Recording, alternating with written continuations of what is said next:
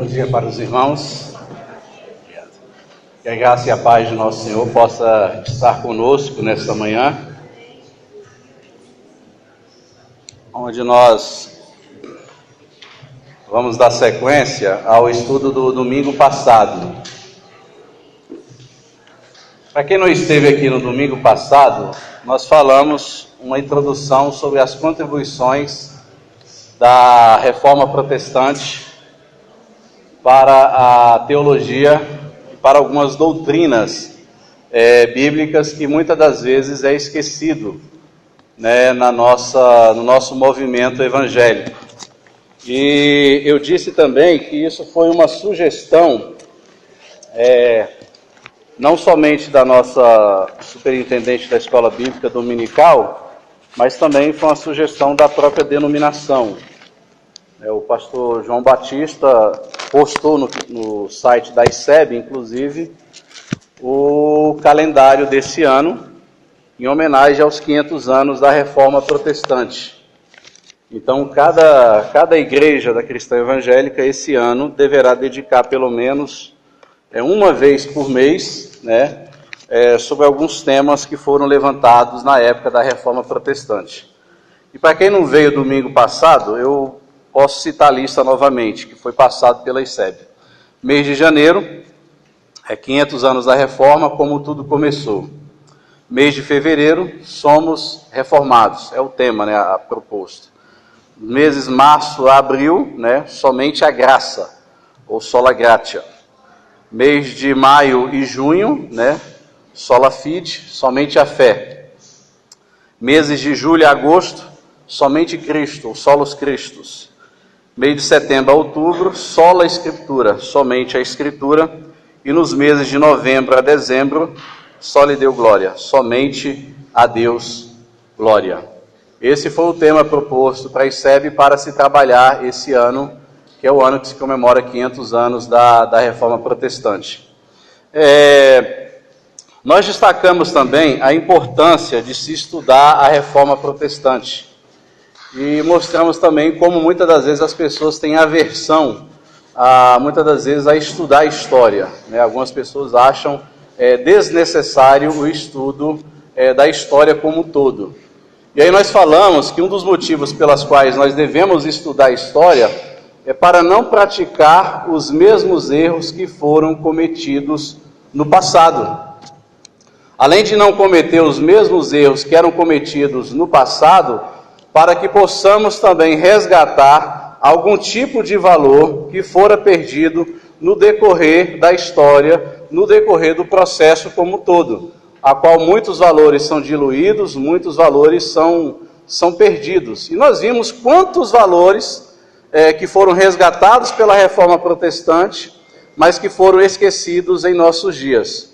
E aí então eu disse que eu comecei a analisar os movimentos de heresia que existe no meio evangélico ou no meio evangelical, como o movimento, por exemplo, da Igreja Universal do Reino de Deus, Mundial do Poder de Deus, o Agenoduk e tantos outros movimentos que tem por aí. Eu disse que eles têm culpa com quanto são falsos profetas, pregam outro evangelho, existe um mercado consumidor, ou seja, essas pessoas que seguem esse movimento, elas não são apenas vítimas, elas são cúmplices, porque elas procuram isso, né? Eu disse que eles têm a sua parcela de culpa, mas eu também frisei aqui para os irmãos que nós também temos culpa no cartório. Ou seja, esse movimento é um subproduto da nossa falta de agressividade, conquanto temos um evangelho puro, acreditamos numa doutrina correta, numa teologia equilibrada, centrada nas Escrituras, só que da mesma forma que eles pregam a mentira como se fosse verdade, nós, por sua vez, pregamos uma verdade como se fosse mentira, né? Ou seja, os camaradas são agressivos, eles são dedicados, eles defendem aquilo com unhas e dentes, mesmo sendo a mentira, eles conseguem transmitir como se fosse uma verdade. E nós, que muitas das vezes temos uma verdade, uma boa doutrina, uma boa teologia, uma boa liturgia, muitas das vezes não fazemos nada com isso e pregamos essa verdade como se fosse mentira. De uma maneira tímida, de uma maneira retraída, de uma maneira que pega-se a luz e esconde debaixo da cama, como se pega o sal e coloca dentro do saleiro. Então tudo que a gente vai fazer, muitas das vezes a gente quer fazer pequeno, muito tímido, retraído, pouco investimento, pouca dedicação, pouca garra, pouca vibração. Ao passo que você vê as pessoas anunciando falso evangelho com muita garra, dedicação e afinco, porque eles acreditam naquilo, mesmo sendo mentira, eles acreditam. E nós temos a verdade, mas parece que não acreditamos muito. Para não ficar apenas nas minhas palavras, tem um texto lá em Jeremias, se você quiser abrir, você pode ler. Eu vou apenas comentar por alto para a gente entrar no que eu quero dizer aqui hoje. Jeremias capítulo 35 vai contar a história de que Deus chama o profeta Jeremias e pede para que Jeremias vá à casa de uma comunidade chamada os Recabitas. Os Recabitas era filho de Recabe, que por sua vez era filho de Jonadab. E os Recabitas, eles tinham um grande líder, que era Jonadab, que era um grande homem, um grande líder. E Jonadab havia dado algumas recomendações para os Recabitas, e essas recomendações, por sua vez, se tornou uma identidade própria dos Recabitas. E Deus dá a seguinte ordem para Jeremias: Jeremias, desce à casa dos Recabitas, enche várias taças de vinho e dê vinho para o povo Recabita beber. Jeremias então ouve a palavra do Senhor, diz Jeremias capítulo 35, ele desce até a casa dos Recabitas, enche as taças de vinho e oferece vinho para os Recabitas. Os Recabitas viram para Jeremias e falam o seguinte: olha, nós não podemos beber vinho, porque o nosso pai, o pai Jonadab, nos proibiu que nós bebêssemos vinho, que tivéssemos sementeira e não tivéssemos casa própria. Nós deveríamos andar como nômades, nós não poderíamos possuir nenhum tipo de terra.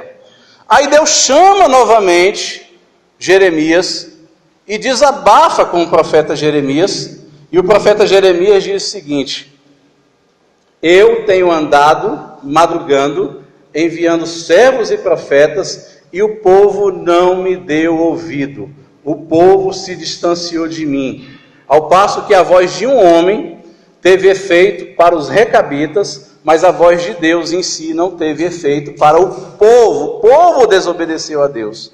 Em outras palavras, Deus estava querendo dizer literalmente, através do profeta Jeremias, que o povo de Israel havia perdido a sua identidade. Havia perdido a sua identidade. Jonadab, quando disse essa ordem para os Recabitas, foi há mais de 100 anos desse acontecimento aqui de Jeremias capítulo 35. E aí você fica pensando, poxa, a voz de um homem teve muito mais efeito para um povo, o povo Recabita, que obedeceu Jonadab, do que a voz do próprio Deus para o povo de Israel. Você percebe então que os Recabitas tinham uma identidade muito firme. Alguns historiadores vão dizer que os Recabitas eram descendentes do sogro de Moisés, Jetro, e que eles mantiveram uma tradição de fidelidade muito grande às ordenanças que lhe era dada, principalmente por causa de Jonadab.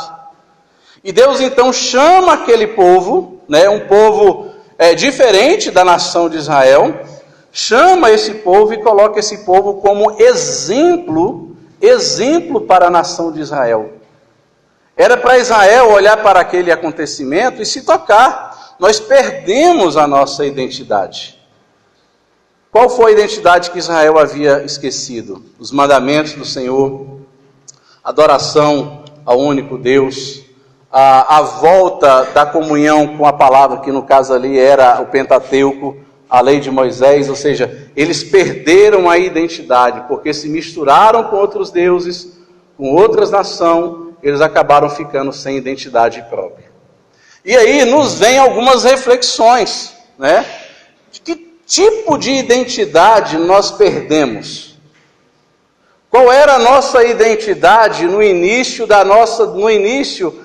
da reforma protestante, e que essa identidade foi se maculando no decorrer do tempo? Da mesma forma também, o cristianismo, quando surgiu, eles também foram perdendo essa identidade, porque eles começaram a se adequar à situação da sociedade na época, no caso ali, o Império Romano, quando Constantino, então, faz o Edito de Milão, e os cristãos que eram perseguidos, já não eram mais perseguidos, os cristãos, então, passaram a ter voz ativa, passaram a ter liberdade de expressão, mas isso acabou com que Constantino implantasse e suplantasse no coração da igreja falsas doutrinas, falsos ensinamentos, e a igreja então entra no período negro da história até culminar na Idade Média, e ali então acontece a Reforma Protestante, que nada mais é do que uma restauração daquilo que estava já revelado na palavra de Deus, mas que fora escondida pela tradição, escondida pela igreja da época. Lutero, juntamente com outros reformadores, traz a palavra de volta à sua posição. E um dos comentários que eu fiz aqui também, que eu gostaria de citar novamente, é o seguinte: qualquer crença que não seja capaz de explicar a razão de sua crença não é digna de crédito. Qualquer religião que não explica a razão do que ela crê, não é digna de ser seguida e nem aceita como verdadeira religião.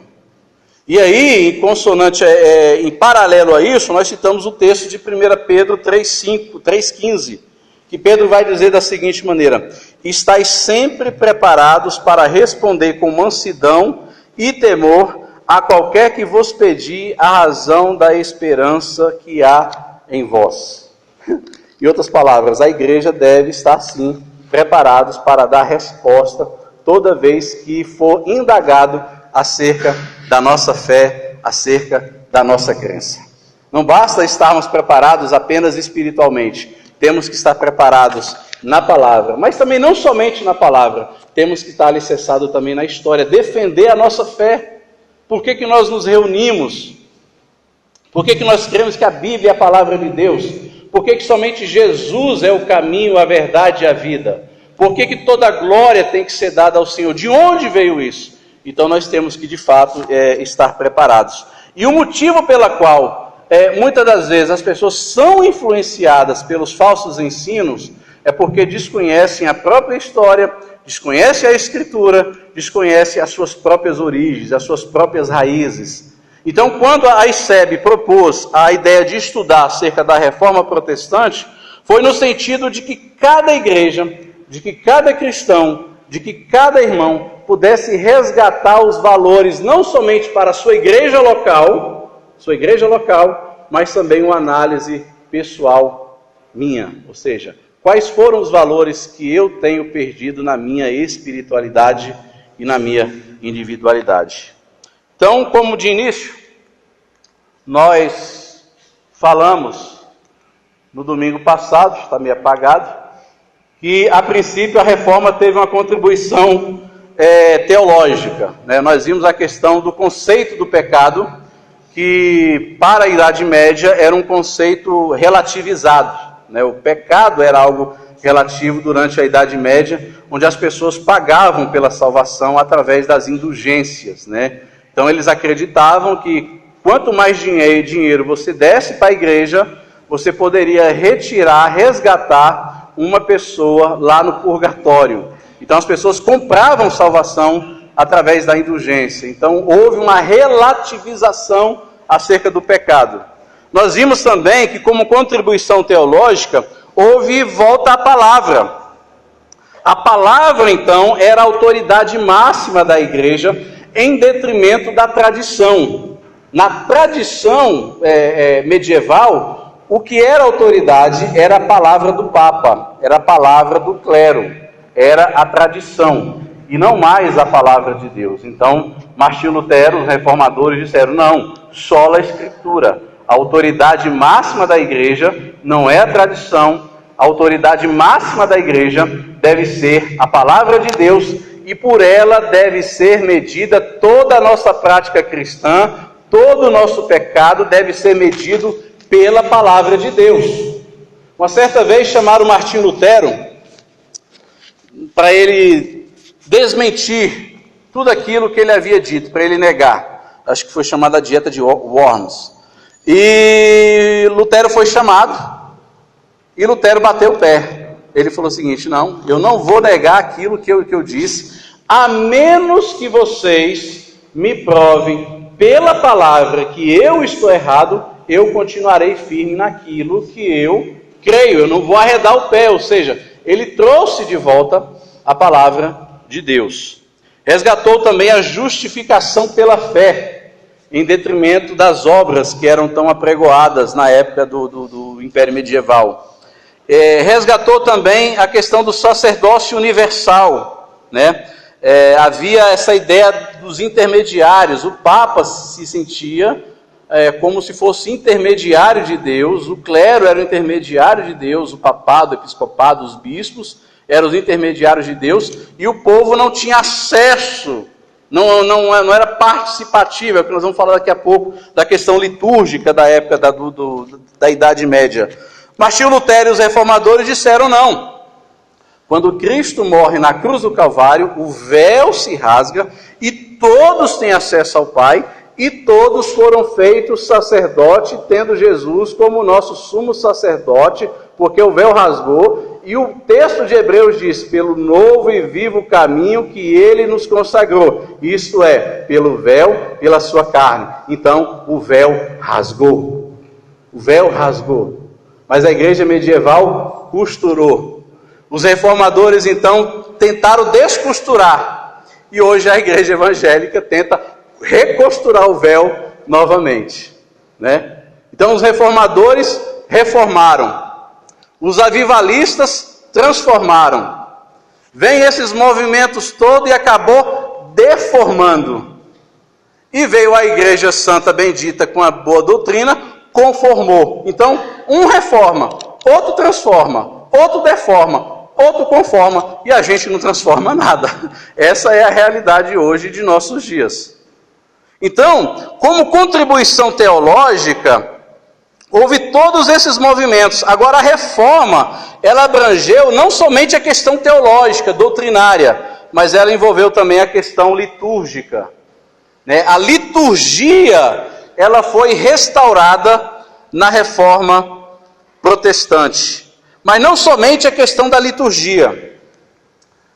Por sua vez, toda essa questão, a questão teológica, que por sua vez influencia na liturgia, que é o que nós vamos falar, a questão da ceia, estrutura eclesiástica, a ressurreição da diaconia, né, a questão do diaconato. Foi Calvino, nós vamos falar daqui a pouco sobre calvinismo, foi Calvino que ressuscitou, que trouxe para a igreja essa ideia da junta diaconal. Então, a nossa igreja, as igrejas protestantes, só tem diáconos hoje, claro, primeiramente, graças às Escrituras, que está mencionado nas Escrituras, né? Até Atos capítulo 6, mas também graças a João Calvino, porque foi João Calvino que resgatou esse princípio da Bíblia, da questão da diaconia, que fora esquecida. Então, os diáconos começaram a ter atuação ativa, atuação marcante na igreja protestante, graças a João Calvino.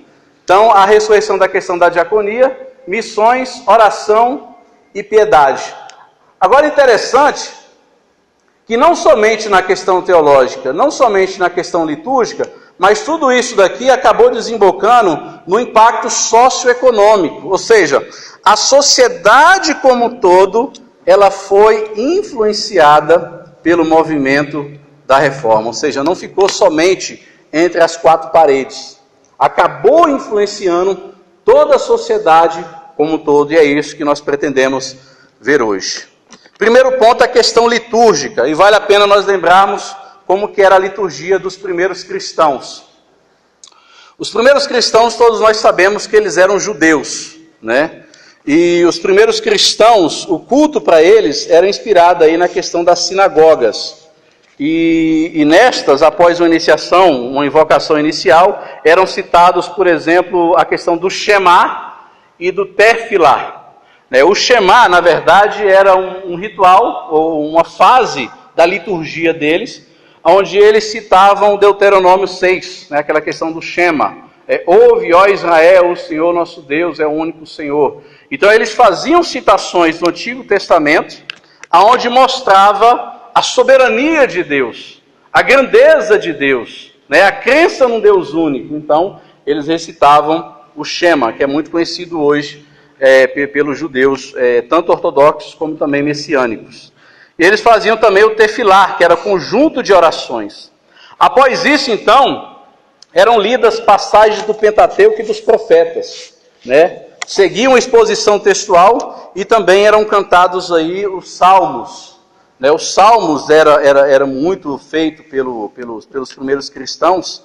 É o chamado a questão do Halel, que é do Salmo 113 ao 118, louvores ao Senhor, exaltação a Deus. Então você percebe que o culto dos primeiros cristãos era algo simples, era algo não simplista, era algo feito sem muito aparato, né? Era algo bem simples. Já os gentios, por sua vez, que faziam parte também da comunidade cristã, era baseado na questão de orações, eles faziam cânticos, né? Leituras do Antigo Testamento e da memória dos apóstolos, né? Nós temos que ter em mente que naquela época não havia ainda o Novo Testamento escrito, então o que eles tinham acesso era somente os livros do Antigo Testamento, o Pentateuco e os profetas, mas eles liam na perspectiva da cruz, na perspectiva daquilo que Cristo fez, o cumprimento das profecias e bem como também, claro, os mandamentos. Lia também a questão das memórias dos apóstolos, exortação dos dirigentes, coletas em prol dos carentes, né? E tinha também a celebração dos sacramentos e, em especial, a ceia do Senhor, né? Então, esse era o culto dos cristãos, né? Algo simples, muito simples. Então tinha o partir do pão, a comunhão, a leitura da palavra, cânticos, tudo muito simples, com muita simplicidade no Evangelho. Agora, como que se processou na Idade Média? E aí as coisas vão se complicando. Porque uma vez que o culto cristão era algo simples, ou seja, era acessível a todas as pessoas, principalmente porque eles faziam também nas casas, ora nas casas, do cenáculo, no templo, mas havia um senso de koinonia, havia um senso comunitário entre eles. Então, todos estavam reunidos. Quando chegou na Idade Média, a liturgia muda por completo, né? Envolveu-se muito ritualismo, né? Cheio de aparatos, né? Era um culto arapatoso, meio mecanizado, ou seja, perdeu a simplicidade dos primeiros cristãos. Já começa por aí. Além disso também, foram surgindo aí práticas desconhecidas, como por exemplo, o uso de incenso, velas, orações aos mortos, invocação aos santos, principalmente Maria. A língua utilizada, por exemplo, era o latim, ou seja, era a língua oficial da época de Roma. O celebrante muitas das vezes dava as costas para o povo, que dificultava a compreensão do culto, ou seja, era algo mecanizado. O povo não tinha participação, o povo não estava envolvido, o povo não entendia nada do que estava sendo dito. Então quem prestava o culto, na verdade, era o sacerdote, era o papa, era o bispo, né? Prestava em favor do povo, segundo eles. Então não havia participação, não havia comunhão, não havia koinonia, não havia comunidade. Ou seja, o impacto sensorial e emocional da missa era profundo, sendo intensificado pela rica arquitetura, decoração dos templos, ou seja, tudo performance, tudo algo que podia ser materializado. Essa era a situação da igreja medieval, tudo mecanizado, o líder adorando, fazendo prestando o culto no templo, virado de costas para o povo. Havia uma tribuna mais elevada, chamado de ex-cátedras, aonde os papas então eram considerados como intermediários de Deus. Sim, Edson.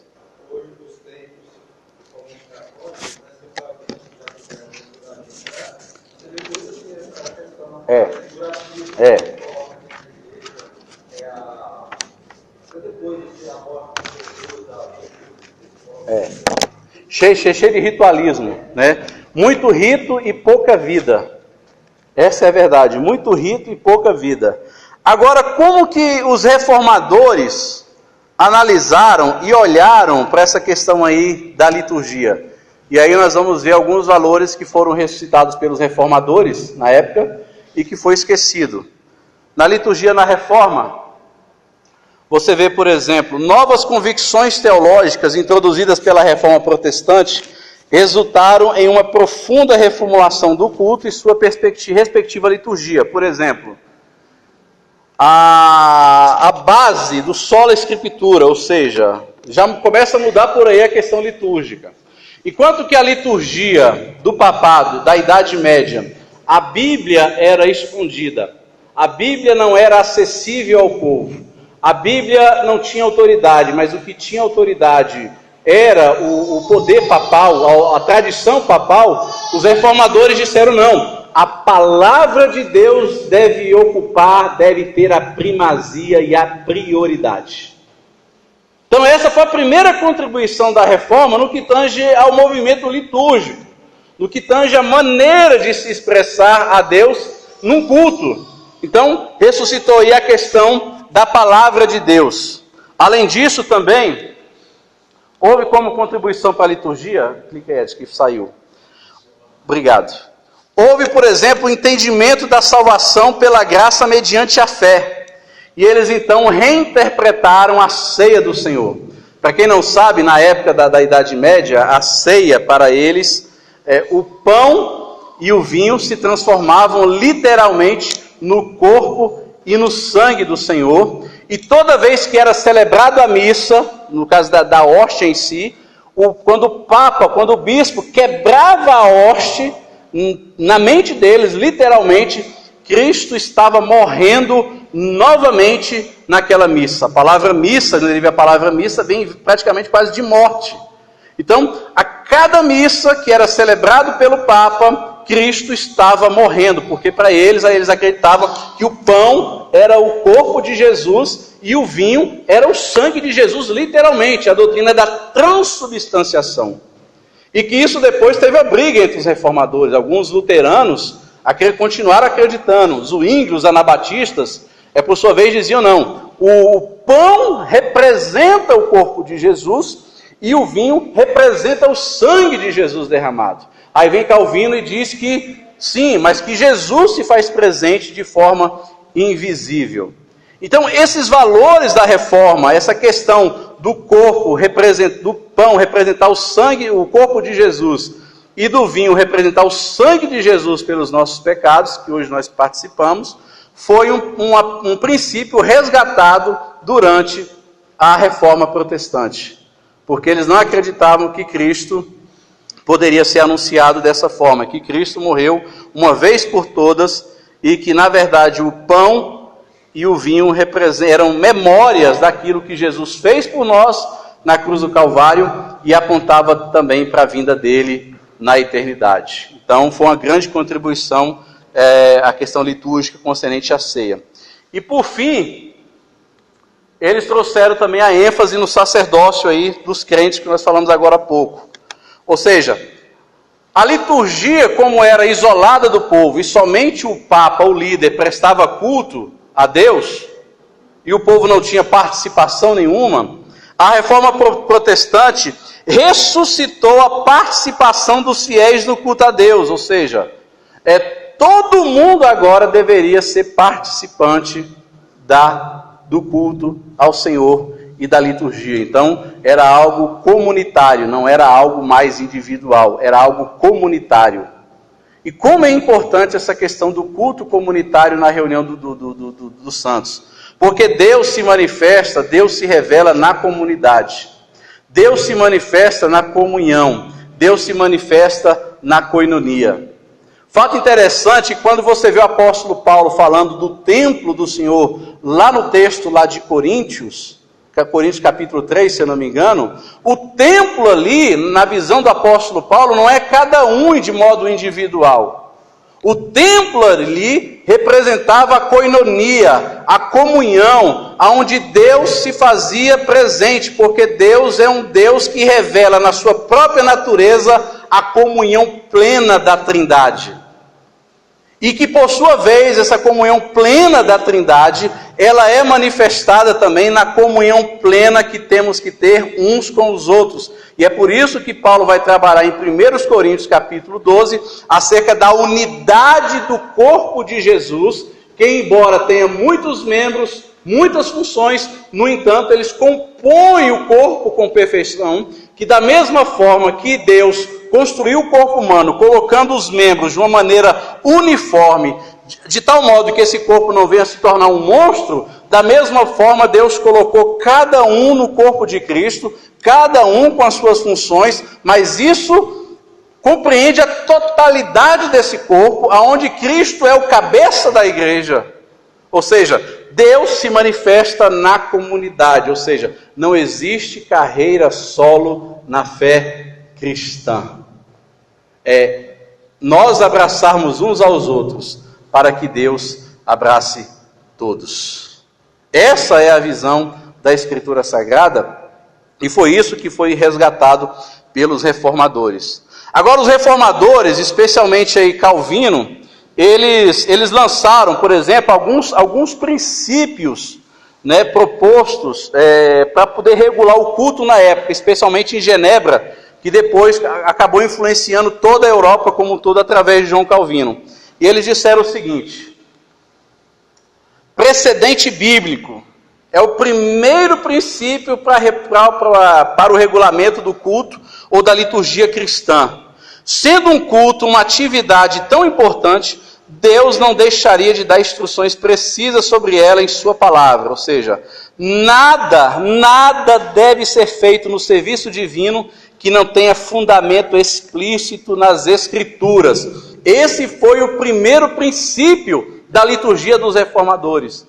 De que eu não poderia manifestar nenhum tipo de situação na igreja, na liturgia, se isso não estivesse claro e estabelecido na palavra de Deus. Nesse sentido, as rezas, as orações pelos mortos, culto aos santos, deveriam ser extirpados, porque não tinha amparo legal nas Escrituras.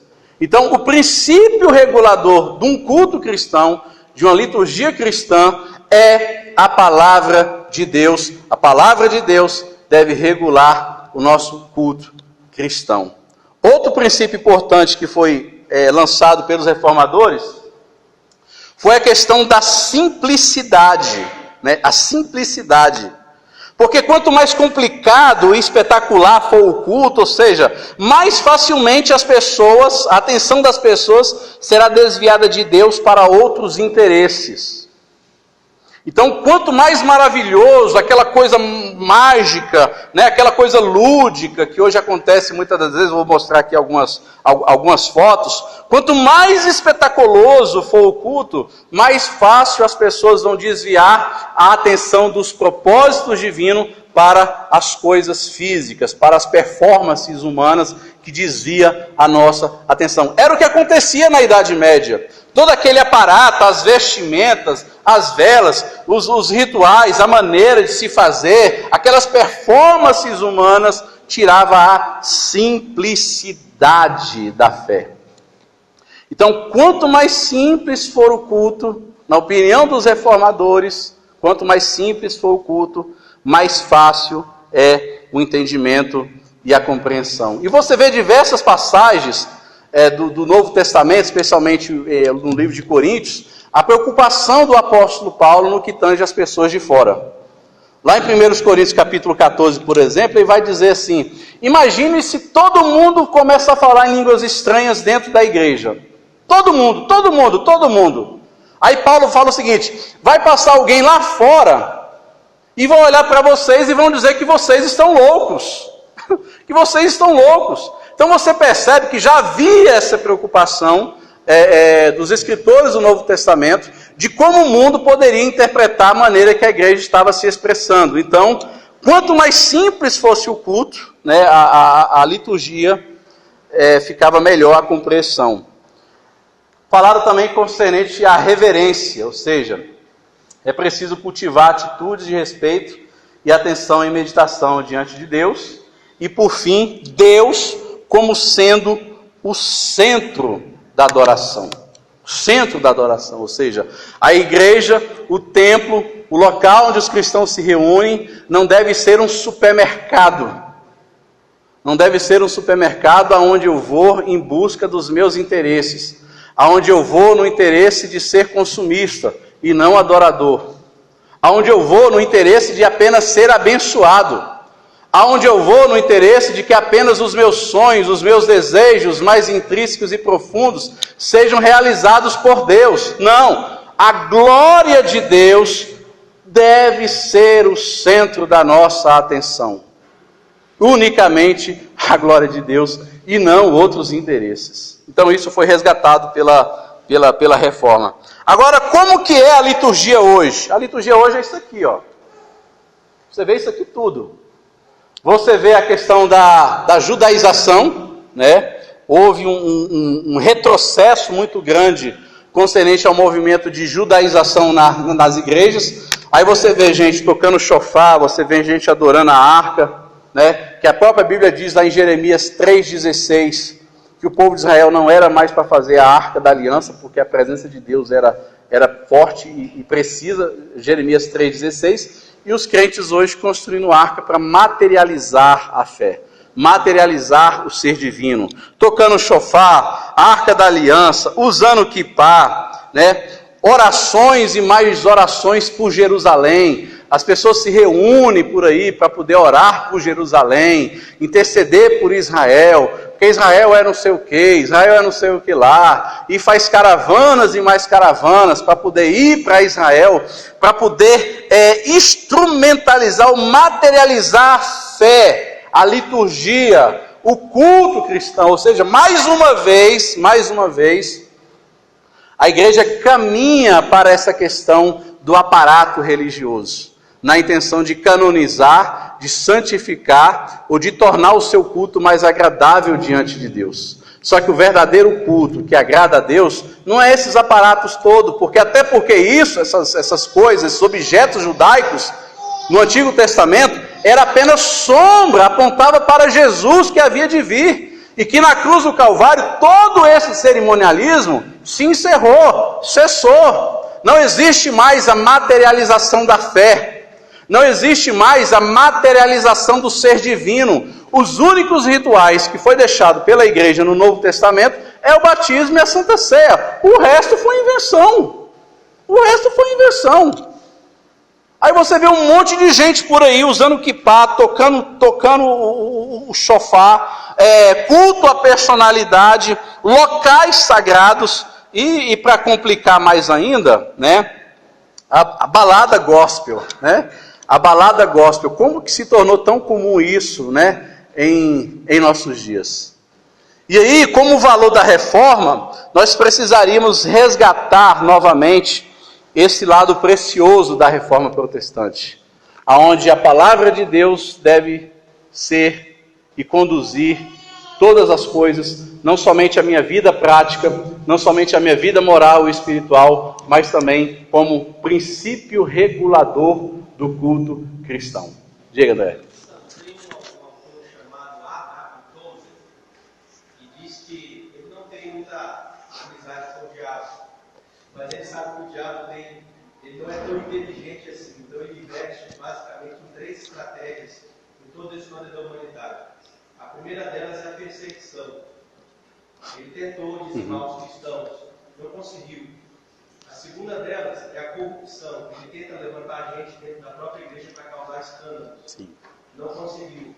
Tem conseguido, mas não conseguiu com tanta veemência. A terceira é aquele que se dá melhor, que é quando ele distorce, a distorção da palavra. Talvez seja por isso que os reformadores insistem nessa tônica da ideia da palavra. Todas as outras letras que você colocou ali, a letra B, a letra C, a letra D, a letra E, são consequências da forma como ele leva a sério a centralidade da palavra. Exato. Se a gente analisar na história da humanidade, o diabo age sempre da mesma forma. No Gênesis foi assim. Ele pega uma palavra, distorce a palavra e provoca o pecado. Se vai caminhando na história, você vai percebendo, até chegar à tentação de Jesus. Principalmente. Há um embate de palavras lá, né? E você olha assim, o diabo parece que é verdadeira, né? Puxa, ele tirou isso de onde? Tem algum sentido. Aí Jesus vem e diz para ele, olha, está escrito. Né? Então Jesus conserta o que o diabo tenta deturpar. E é o que a gente vive hoje, né? Essa distorção da palavra. Na verdade, ele prega-se uma meia-verdade, né?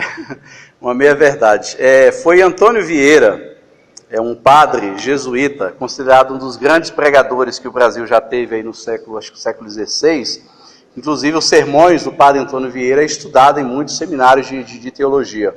O padre Antônio Vieira, ele tem uma palavra que ele falava da seguinte maneira: palavra de Deus dita no sentido em que Deus disse, é palavra de Deus. Palavra de Deus dita no sentido em que Deus não disse, é palavra do homem. E é isso literalmente que acontece, né? Na própria tentação de Jesus, o diabo cita o Salmo 91, né? Porque aos teus anjos dará ordem a teu respeito para que não tropece em pedra alguma. Só que é uma passagem tirada fora de um contexto, né? E Jesus vence o diabo também com a palavra: não tentarás o Senhor teu Deus.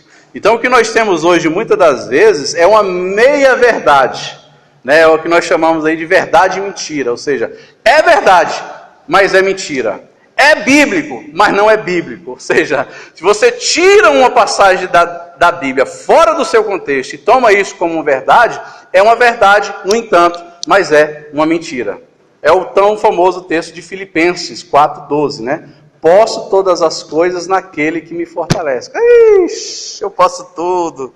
Eu posso, que maravilha. Eu posso tudo, posso todas as coisas. Deus é bom. Eu colocava até nos carros. Mas esquece de ler o verso anterior, onde Paulo diz: eu sei passar fome, perseguição, posso sofrer privação. Ou seja, eu posso todas essas coisas que eu acabei de citar. Posso passar por tudo isso naquele que me fortalece. Você vê que muda completamente o sentido. Então, hoje em dia nós temos muito isso, uma meia-verdade. E o quanto que é complicado, e o quanto que as pessoas abandonaram a simplicidade da palavra de Deus. Parece que vale muito mais a tradição, vale muito mais aquilo que é dito, porque as pessoas não confiam no sacrifício de Jesus. É o que eu falo para todo mundo. Por melhor que seja o meu sacrifício diante de Deus, ele não passará de justiça própria e não passará de trapo de imundície, conforme diz Isaías, porque Deus somente se agradou do seu Filho Jesus na cruz, do Cordeiro de Deus, que era sem pecado, sem mácula, e que morreu por nós na cruz. Então, foi para Jesus e não para mim que Deus disse: esse é meu Filho amado, em quem me comprazo, a Ele ouvi. Foi para Jesus, não foi para mim. Há um Deus reinando, há um Rei reinando, e esse Rei, logicamente, não sou eu e não é você. E é por isso que o movimento da teologia da prosperidade, como diz o pastor Josemar Bessa, coloca na boca do diabo, coloca na boca de Deus palavras do diabo: tudo te darei, se prostrado me adorares. Agora você quer ver um negócio curioso? Um certo amigo meu colocou no Facebook: quem pode dizer amém para esse Deus? Tudo te darei, se prostrado me adorares. Tu acredita que o cabra teve mais de 5.000 curtidas e mais uns 10.000 amém? E esses amém que foi dado, tudinho foi dos crentes. O pessoal tá bom de Bíblia, né? O pessoal tá bom, tá bom demais de Bíblia. Rapaz, é complicado, gente. Esse movimento aí dos judaizantes tem feito aí um estrago na igreja evangélica. Mas não somente o movimento dos judaizantes. Paralelo a isso, você tem o movimento dos desigrejados e dos chamados destemplados. São aqueles que, como eu sempre costumo dizer, sofreram pedofilia espiritual, ou sofreram abuso espiritual, por igrejas que não tinham a verdade centrada na palavra de Deus. E eles então acabaram rompendo, saíram, não querem saber mais de igreja, querem congregar em casa. Só que esquece que Deus se manifesta na comunhão, é na comunidade. Não existe carreira solo na fé cristã. Aí a pessoa pega e se isola. Outros então, no entanto, querem fazer divisões e saem da igreja. É muito importante falar isso quando se fala da reforma protestante, falar de pessoas que saem da igreja porque simplesmente não tiveram espaço, sai da igreja porque não concordou com a liderança, rompe com a igreja porque não concordou com a liturgia, rompe com a igreja porque não concordou com o que era dito. Só que se você vê o princípio dos reformadores, não era uma ruptura no sentido de rebeldia, mas eles romperam porque verdades essenciais da palavra de Deus estavam sendo deturpadas. E eram marcados por intensa oração, consagração. Não, eles não fizeram a reforma à torto e direito, no punho, no braço, não. Eram homens de oração. A esposa de Martinho Lutero escreveu um livreto na época, o nome dela era Catarina. Eu não conheço o termo alemão, mas é Catarina Vambora. Eu não sei como é que se pronuncia isso em alemão. Catarina dizia que diversas vezes via Martinho Lutero rolando no chão em êxtase espiritual e falando em línguas, olha aí. Falando em línguas. Então os camaradas, eles tinham profunda devoção a Deus. Era uma vida marcada por impactos espirituais. Martinho Lutero, um homem de oração. Calvino, um homem de oração. Jerônimo Savonarola, pessoas banhadas em lágrimas de oração. Então você percebe que a diferença entre esses reformadores e essas pessoas que querem fazer essas modificações, supostas reformas hoje em dia, nada tem a ver com o princípio reformado. Nada tem a ver com os reformadores. Quando o apóstolo René Terranova e outras pessoas aqui do Brasil tentou lançar o movimento apostólico, e ele dizia que o movimento apostólico era a nova reforma. Só que na verdade era tudo costurar o véu, porque foram eles que reimplantaram na igreja essa ideia do culto à personalidade, né? O René Terranova era apóstolo, pai-apóstolo, patriarca das nações, querubim, tronco de Jessé, e agora tem rei por aí. Tudo construindo uma hierarquia, tudo na contramão que foi defendido pelos reformadores. Agora tudo isso daí vai desembocar na questão socioeconômica. Né? Você vê então a reforma protestante, nós vamos falar, ela vai influenciar aí a educação, ela vai influenciar o trabalho, principalmente a questão dos direitos trabalhistas, né, os direitos trabalhistas, vai influenciar aí a questão da assistência social, a ordem comunitária e a saúde. Então você percebe, nós vamos perceber que a reforma protestante, ela não foi simplesmente um movimento espiritual. Ela não foi simplesmente um movimento que visava o lado espiritual da pessoa, o lado teológico, o lado litúrgico, mas não. Essa reforma acabou desembocando na sociedade e toda a sociedade passou a ser modificada pela reforma protestante. Então foi um impacto que começa no seio da igreja, mas ela expande para a sociedade como um todo, e é isso que nós vamos ver agora. Nós precisamos ver como é que era a situação política da época do Império Medieval. Você tinha tudo isso. Era uma pobreza extrema, né? Os impostos eram terríveis. Os camponeses praticamente não eram donos das suas terras, mas as terras pertenciam aos nobres, que por sua vez era controlado e manipulado pela igreja. Então, a pobreza era muito grande, as pessoas não subiam de classe social.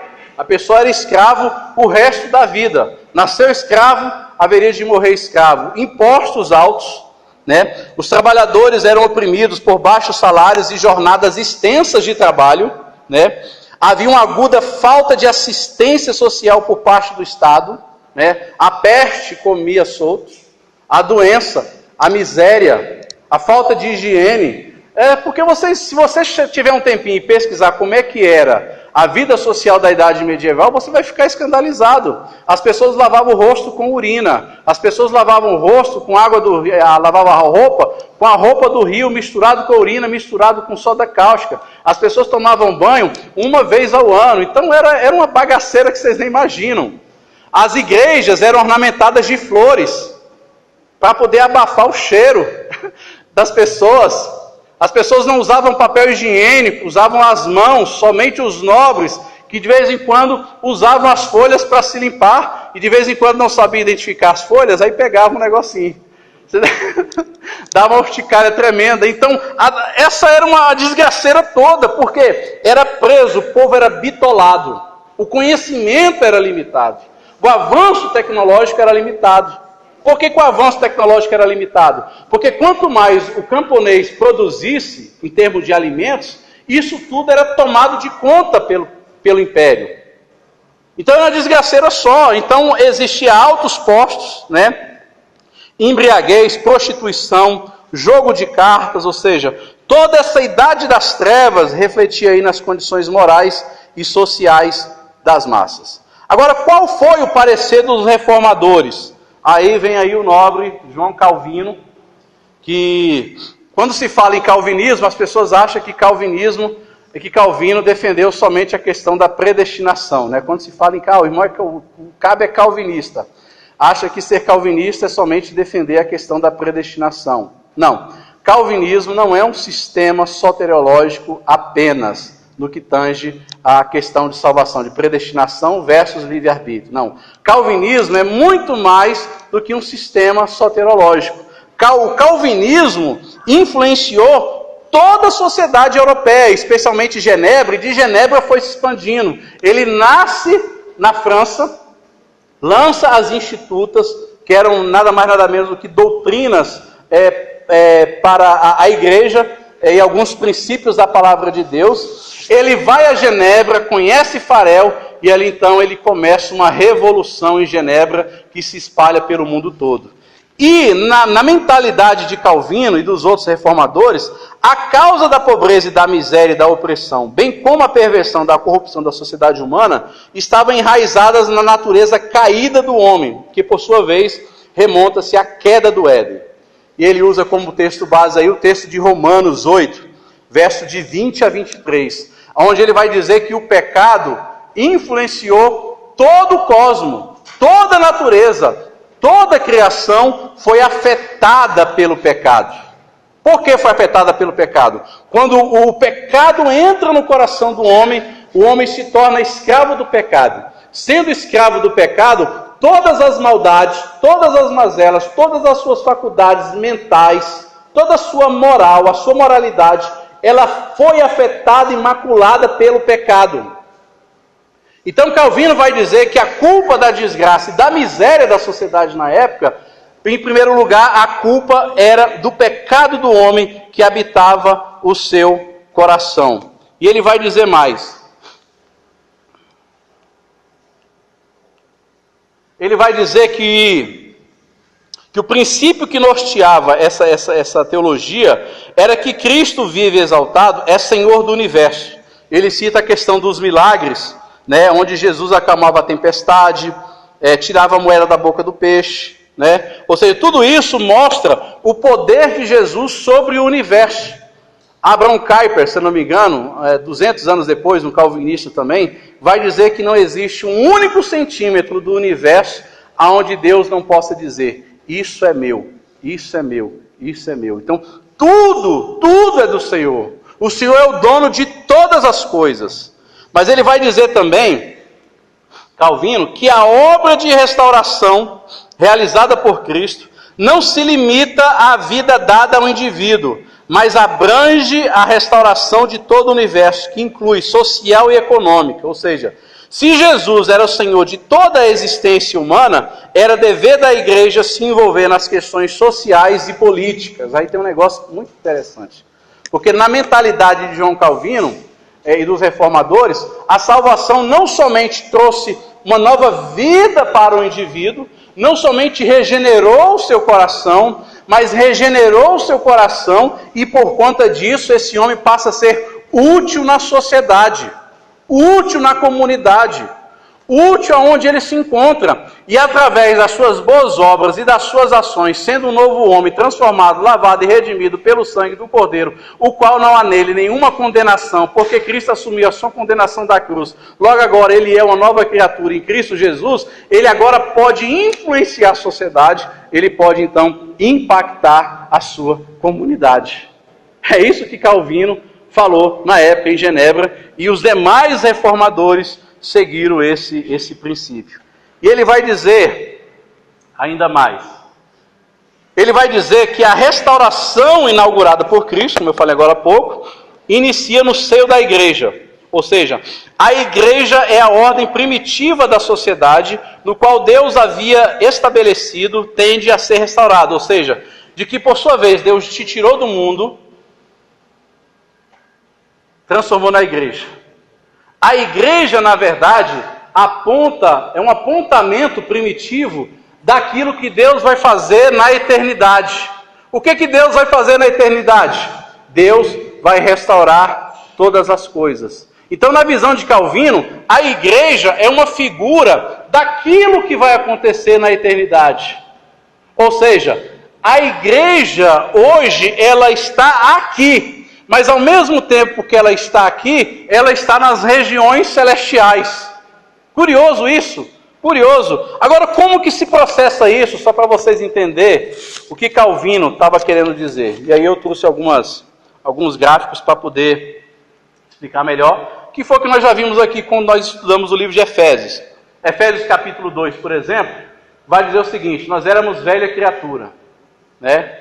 Como velha criatura, sofria influência tanto do diabo como do mundo, mas a sua natureza, escrava, presa do pecado. Paulo vai dar algumas características, por exemplo, mortos em delitos e pecados. O homem, a partir do momento que ele peca, ele se torna morto em seus delitos e pecados. Ele está morto nos seus delitos e pecados. Por isso que ele não tem capacidade de escolha. Por quê? Porque ele só escolhe aquilo que é mal. Por isso que o homem não tem livre arbítrio, ele não consegue arbitrar em seu favor, porque ele só escolhe o que é mal, porque ele está morto espiritualmente. E aí Paulo vai dizer que éramos andantes perdidos. Ele diz que seguíamos o curso deste mundo. Ele diz ainda que fazíamos a vontade da carne, vontade dos pensamentos. E por último, Paulo vai dizer que nós éramos filhos da ira de Deus. Então essa é a situação do homem no mundo.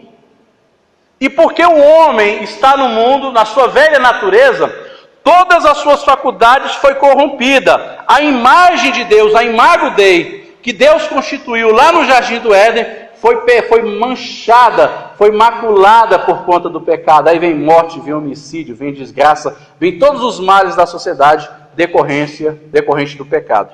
Mas aí o que aconteceu? Veio a cruz.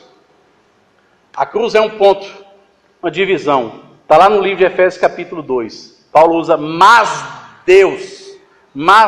Deus, ou seja, ele faz um contraste de tudo aquilo que nós éramos para tudo aquilo que nós haveremos de ser em Cristo Jesus. E acontece isso, acontece a regeneração.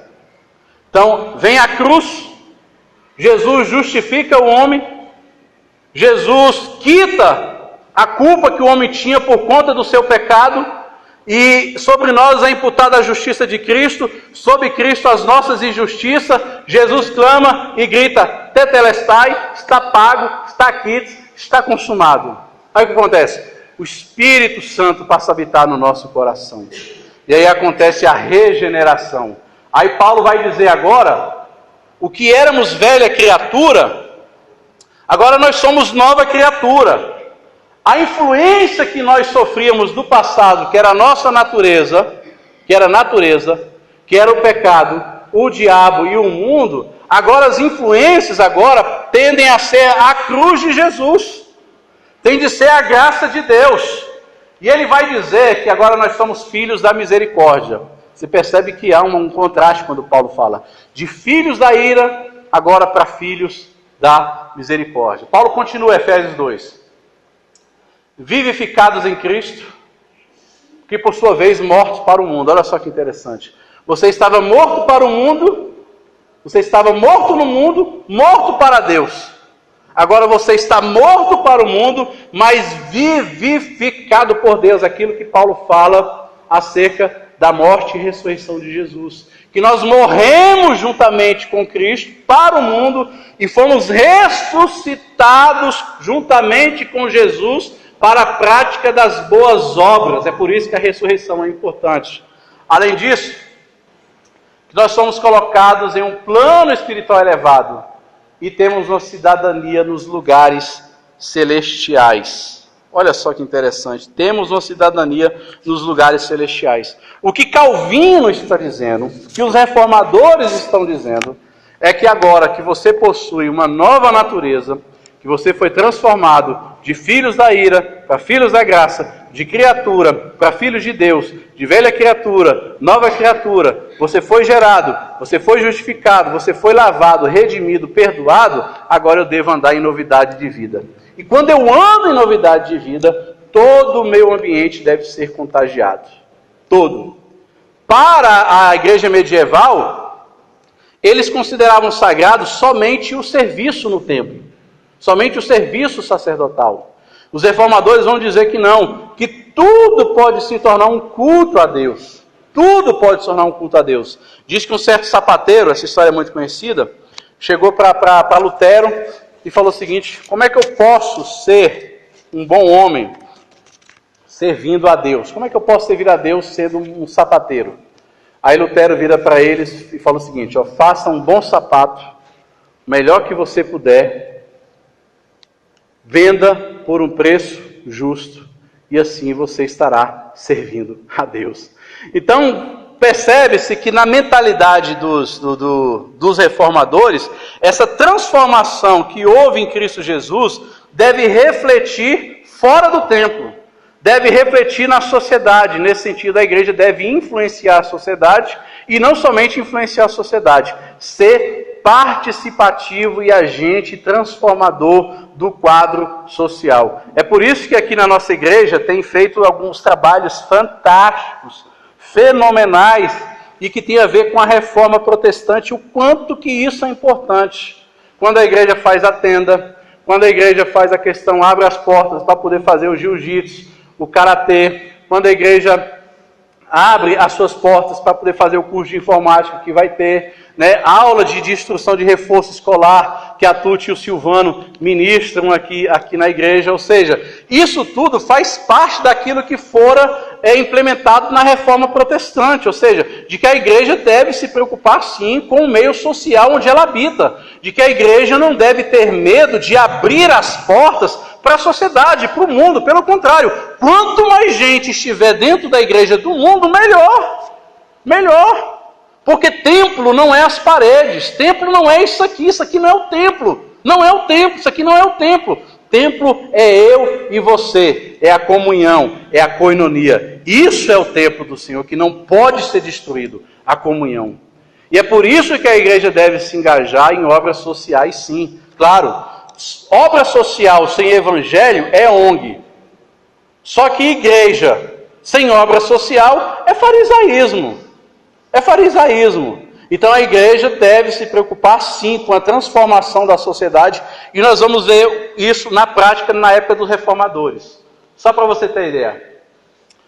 Na época dos reformadores, que influenciaram as autoridades na época, proibiram, por exemplo, a dança de rua. A polícia era mobilizada para manter a ordem nas ruas. Tudo isso através da reforma protestante. São promulgadas leis, por exemplo, que regulamentam o uso dos bares. Proibia-se jogo de cartas. Blasfemar o nome de Deus era proibido. Proibia-se servir bebida durante o sermão, bebida alcoólica, cerveja durante o sermão. Depois do sermão podia. Os bares eram fechados no horário de sermão. Calvino, por exemplo, estabeleceu o funcionamento das tabernas, né? Proibiu-se depois os cristãos de frequentarem as tabernas, porque os crentes terminavam o culto e iam para as tabernas, né? Os cabarés da época. Calvino, então, proibiu esse tipo de situação. Torna-se proibido vender pão e vinho acima dos preços estipulados. Era proibida a estocagem, porque as pessoas estocavam os alimentos, como a gente faz hoje, os grandes empresários, o que eles fazem? O preço da soja está baixo, eles vão guardando a soja, estocando. Na hora que nenhum produtor tem, ele está com a soja estocada, o que ele faz? Vende o produto lá em cima. E Calvino, juntamente com os nobres da época, proibiu que se estocasse alimentos. Porque até mesmo alguns produtores chegavam a estocar alimentos que apodreciam e não assistiam os pobres. Além disso, foram proibidas a questão dos dias santos. Havia vários feriados, com exceção do domingo. Os cristãos eram obrigados a participar dos cultos na época. Não somente os cristãos, mas toda a sociedade da época era obrigada a participar do culto. Senão pagava multa, e a multa era pesada. Houve uma influência também na sociedade, no que tange... Eu voltei lá, deixa eu só apertei sem querer aqui. No que tange a questão das escolas. Foi em Genebra, por exemplo, que teve a primeira escola pública que se tem notícia. Então, seu filho estuda numa escola pública hoje, graças aos reformadores. O convento de Santa Clara, por exemplo, foi fundado por João Calvino e Farel como o primeiro hospital público que se tem notícia. O primeiro hospital público foi fundado por protestantes. João Calvino e Farel. Está vendo como que calvinismo não é só questão de predestinação? Então, o primeiro hospital público deu origem com os reformadores. Se hoje você tem um hospital público, embora essa coisa toda que a gente vê por aí, por falta de omissão do Estado, mas não somente por falta de omissão do Estado, mas por falta de omissão da igreja como um todo. Quando você vê um Silas Malafaia da vida indo para a televisão para falar contra o casamento gay, e somente contra o casamento gay, somente contra a questão da homossexualidade, você tem que parar e pensar, peraí, mas família não se resume somente nisso. Valor de família não é somente lutar contra o beijo gay. Valor da família não é somente lutar contra o casamento gay. É lutar contra isso? É lutar contra isso, porque valores da moralidade da família estão sendo deturpados. Só que valor da família também é saúde, é educação. Agora você não vê esses caras indo para a televisão para protestar contra o hospital público com péssimas condições. Por quê? O Silas Malafaia consulta no Sírio-Libanês, ganha dinheiro e paga consulta particular e que se dane os pobres. Ou seja, você percebe que o caos da sociedade como um todo, além de ser a marca do pecado, também é uma marca da omissão da igreja. Porque esses valores da reforma foi se perdendo no decorrer do tempo. E a igreja, então, que influenciava a sociedade, no caso a Europa, ela se retraiu, se enclausurou, e ela, então, dogmatizou o seu espaço, ela é dona do seu quadrado, dona do seu pedaço, ela tem uma linguagem própria, um evangeliquez, a roupa própria, maneira própria, jeito próprio, ditames próprios, chiliques próprio, e ela então canonizou para si um dogma, esse dogma é inquebrável, no entanto ela não consegue mais influenciar a sociedade, impactar a sociedade. Ela é influenciada pela sociedade. Porque eu sou de uma época, por exemplo, que se falava muito contra as coisas do mundo, né? Não pode ouvir música do mundo, não pode ouvir roupa do mundo, não pode ir para o cinema porque é do mundo, não pode ir para o clube porque é do mundo, não pode usar biquíni porque é do mundo. Havia uma preocupação com o mundo externo. No entanto, a metodologia, a mentalidade do mundo sucumbiu e entrou em muitas igrejas. É por isso que você vê a mensagem hoje do Evangelho sendo diluída. Há um culto onde está envolvido os meus sonhos, os meus projetos, os meus planos. Eu venho para a igreja para ser abençoado. É igual os cânticos que o André falou muito bem aqui esses dias no estudo.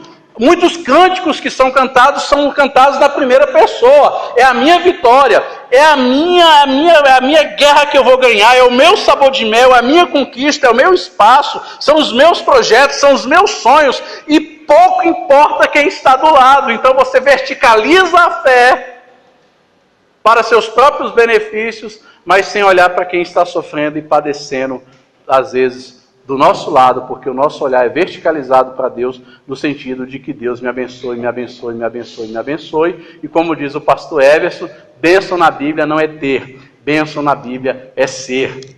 De modo que quando eu quero ser, as coisas de Deus acontecem. Quando eu quero ter, eu perco o ser, eu me torno um ser desalmado, literalmente. Você está entendendo? Então a igreja, ela deve influenciar.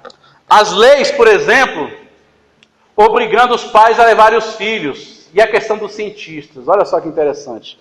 Dos 55 grandes cientistas renomados, 53 eram protestantes. E a maioria desses pastores a maioria desses cientistas eram pastores e teólogos. Você vê, por exemplo, Isaac Newton, né, que criou a lei da gravidade. Isaac Newton não somente influenciou a ciência, mas Isaac Newton escreveu grandes tratados sobre o livro de Apocalipse, sobre o livro de Daniel. Vários e vários cientistas aqui, se a gente fosse citar, nós gastaríamos o tempo todo. Olha só que interessante também. Você tem as 4 maiores universidades do mundo. Você tem aí a Princeton, né, fica nos Estados Unidos. Você tem Harvard, né, também nos Estados Unidos. Você tem Oxford, que fica no Reino Unido.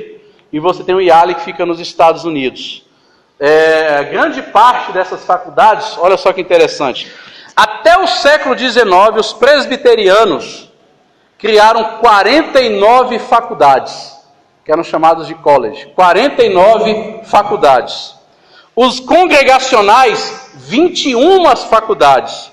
Os reformados alemães, 4 faculdades. Os reformados holandeses, 1. Das 75 instituições, 3 se tornaram famosas. Olha só que interessante. Graças ao movimento reformado, surgiu Harvard, Oxford, Princeton, surgiu Yale. São grandes universidades fundadas por quem? Por protestantes. Então você vê como que a reforma protestante impactou a educação, impactou a sociedade. Aqui no Brasil, por exemplo, o primeiro colégio público foi fundado por protestantes, aqui no Brasil.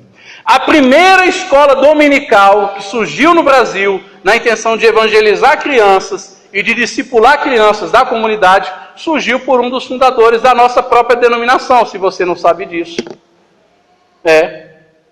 Robert Calley. Era médico de Dom Pedro II. Foi o principal precursor que depois deu origem à nossa denominação, a ICEB, se você não sabe disso. Ele era médico de Dom Pedro II, ele foi enviado como missionário do Canadá no ano de 1850. Em 1856, ele começa a pregar o evangelho entre alguns mineiros, alguns mineradores da época que pertencia à coroa, e começou a influenciar. E ele cria e estabelece a primeira escola bíblica dominical. Olha só que maravilha. Olha só que maravilha. E nós muitas das vezes não valorizamos a escola bíblica dominical, que foi criada por um dos fundadores da ICEB, que se espalhou hoje pelo Brasil inteiro. Então, como você pode ver como que isso foi importante e foi aí impactante para a igreja.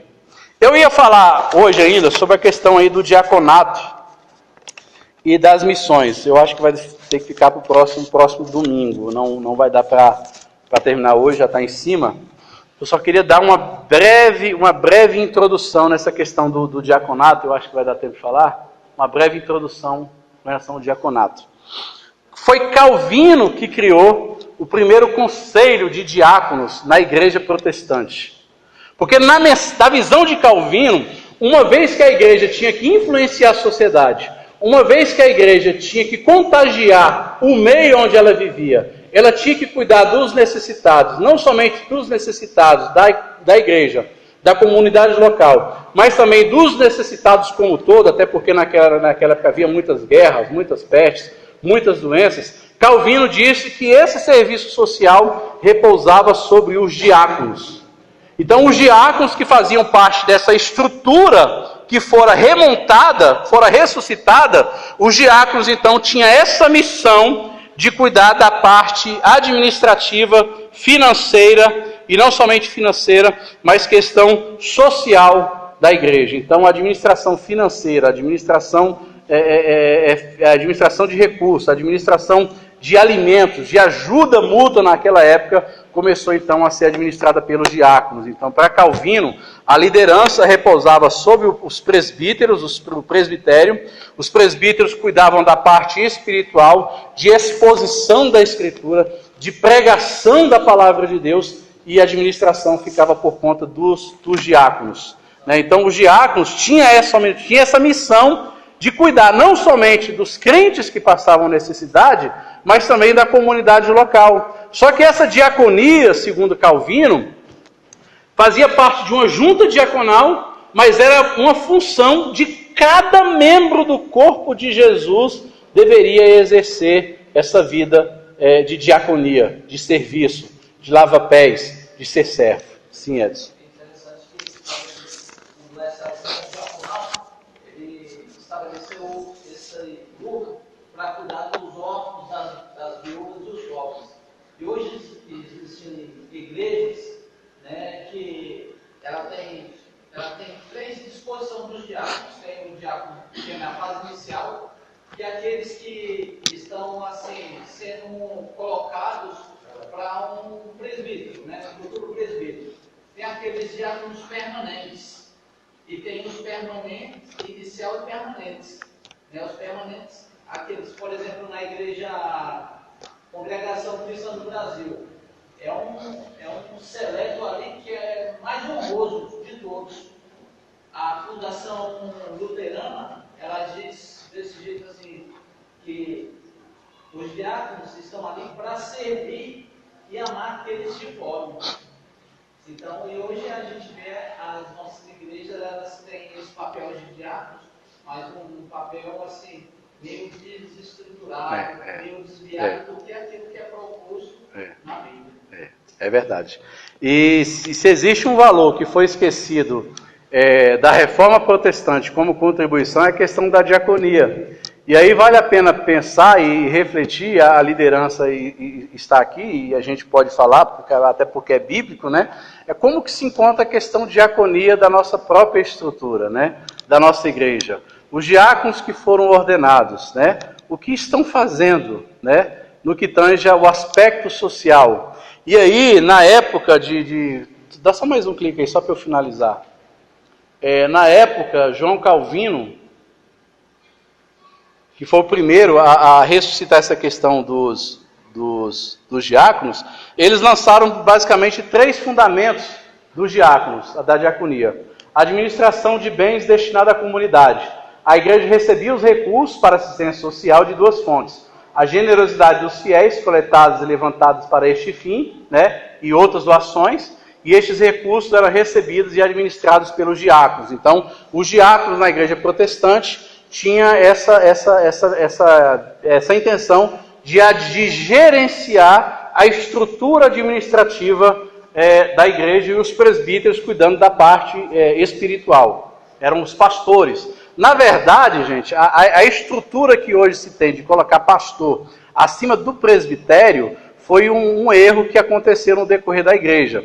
Porque na estrutura, na hierarquia do Novo Testamento, pastor e presbítero estão no mesmo nível. Então, o que é um pastor? Pastor é um presbítero separado para a ministração da palavra, para cuidar dos fiéis. No entanto, os outros presbíteros, como dizia o pastor Waldenberg muito bem, os outros presbíteros são pastores juntamente com ele. Então, presbítero é um pastor. Então, a autoridade da igreja, a condução espiritual da igreja repousa sobre esse corpo de presbíteros que são pastores. Todo presbítero é um pastor, todo presbítero deve exercer a função pastoral. Quando eu vi o Everson aqui domingo passado celebrando a ceia, eu fiquei maravilhado. E isso é função de um presbítero. Quando eu vejo Eurípides pregando aqui na frente, isso é função de um presbítero. Ele tem que exercer essa autoridade da palavra, porque ele foi chamado para exercer o ministério da palavra. Quando foram instituir os diáconos ali, os discípulos disseram: vamos colocar 7 aqui para cuidar dessa parte, enquanto nós perseveremos na oração e na palavra. Então, para João Calvino, os reformadores, era essa a estrutura que deveria ser seguida. Os diáconos, então, cuidavam da distribuição justa e igual entre os necessitados. Ou seja, eles cuidavam não somente dos pobres da igreja local, mas também da comunidade como um todo. E, por último, visitação e cuidado dos doentes. Havia guerra, falta de saneamento, epidemia, falta de assistência médica, pobreza, ou seja, isso daí a igreja deveria influenciar, devia impactar. E uma grande pergunta que se faz aqui, já para encerrar, por último, e aí eu queria que você levasse essa pergunta para casa, é: que tipo de influência a igreja tem feito hoje na sociedade no século XXI? Será que a igreja tem se fechado, se enclausurado ou tem influenciado? Na visão dos reformadores, cada profissão é uma bênção diante de Deus. É uma vocação, é espiritual também. E eu posso ser luz, eu posso ser sal, eu posso influenciar, eu posso contagiar a minha sociedade para que a minha sociedade seja transformada, porque a igreja é um reflexo daquilo que será na eternidade. Mas eu posso começar uma transformação aqui, ser agente de Deus de ressocialização dessa humanidade. Em nome do Senhor Jesus. É isso. Elis, ora por nós, por favor. Que Deus abençoe os irmãos em nome do Senhor Jesus. Obrigado a Deus por essa manhã. Obrigado pelo estudo da sua palavra, da reforma. Obrigado por esses homens que o Senhor levantou, ó Deus, para trazer, ó Deus, Amém, essa Pai. reforma.